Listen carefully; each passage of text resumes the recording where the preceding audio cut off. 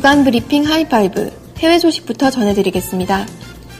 지난 12일 시리아 정부가 화학무기 금지 협약 가입서를 제출한 데 이어 미국과 러시아가 시리아 화학무기 폐기를 위한 기본 원칙에 합의했습니다. 존 케리 미 국무장관과 세르게이 라브로프 러시아 외무장관은 12일부터 사흘간 스위스 제네바에서 만나 시리아 화학무기 해법을 논의했는데요. 이 합의안에 따르면 시리아의 바샤르 알 아사드 정권은 일주일 내 화학무기 보유 현황을 완전 공개하고 11월까지 화학무기 금지기구 국제사찰단을 입국시키고 내년 중순까지 화학무기 전량을 해체해야 합니다. 또한 시리아가 화학무기 폐기 과정을 이행하지 않을 경우 평화 파기 행위에 대한 군사제재를 명시한 유엔 헌장 7장에 따라 조치한다는 데 합의했는데요.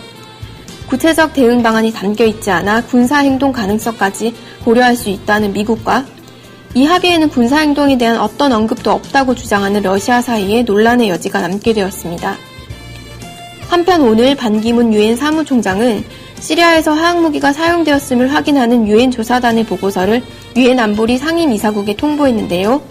화학무기 공격의 주체가 누구인지에 대해서는 밝히지 않았습니다. 개성공단이 어제 중단 사태 발생 이후 166일 만에 재가동에 들어갔습니다. 첫날인 이날 전체 입주 기업 123개 중 재가동에 착수한 업체는 50에서 60% 정도였고요. 기존 북한 근로자의 3분의 2 정도가 정상 출근해 근무를 시작했습니다. 더불어 이날 오전에는 개성공단 공동위원회 제3차 회의가 열렸습니다. 남북은 남쪽 체류 인원의 법률 조력권 보장 방안과 통행통신 통관 문제 등을 논의했는데요. 구체적인 합의에는 이르지 못해 차기 분과회를 통해 논의를 이어가기로 했습니다. 이산가족 상봉이 열흘도 남지 않았습니다. 남북 적십자사는 지난 13일 이산가족 상봉 후보자 가족의 생사 확인 결과 해보서를 교환한 데 이어 어제 오전 상봉 대상자 최종 명단을 교환했는데요. 당초 100명씩으로 선정하기로 한 계획에서 남쪽은 건강 문제 등으로 5명의 상봉을 포기해 최종 95명이, 그리고 북쪽은 최종 100명이 선정되었습니다. 이들 중 남측 대상자는 25일부터 27일까지 대북 가족을, 북측 대상자는 28일부터 30일까지 제남 가족을 각각 금강산에서 상봉할 예정입니다.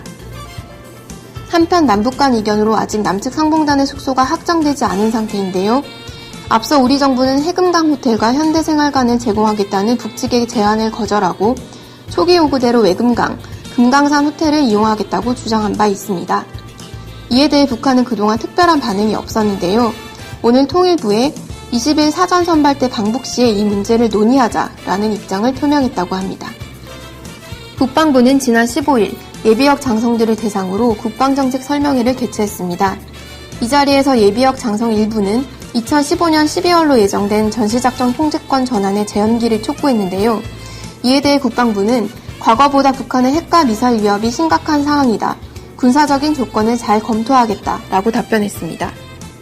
설명회에 참석한 김관진 국방장관은 북한이 사이버전, 미디어전 등 새로운 형태의 테러리즘을 의미하는 4세대 전쟁을 시도할 것이라 밝혔습니다.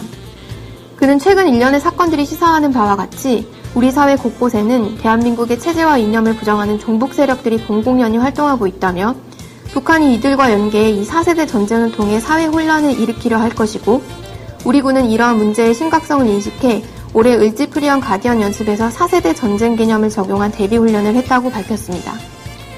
또한 최근 북한이 대화국면으로의 전환을 시도하고 있는 것은 현재의 어려운 상황에서 벗어나 보려는 전술적 공세일 수도 있다며 향후 남북관계가 다소 진전이 되더라도 안보태세를 더욱 굳건히 할 것이라 강조했습니다. 차기 전투기 단독 후보로 남은 보잉 F-15SE에 대한 성능 논란이 끊이지 않는 가운데 방위사업청이 지난 13일 박근혜 대통령에게 이 기종을 단독 후보로 방위사업추진위원회에 상정하겠다고 보고했습니다. 방추위는 24일 김관진 국방부 장관 주재로 열릴 예정인데요. F-15SE에 대한 반대 여론이 점점 확산되고 있어 국방부가 이 기종을 최종적으로 선정할지 가늠하기 쉽지 않은 상황입니다.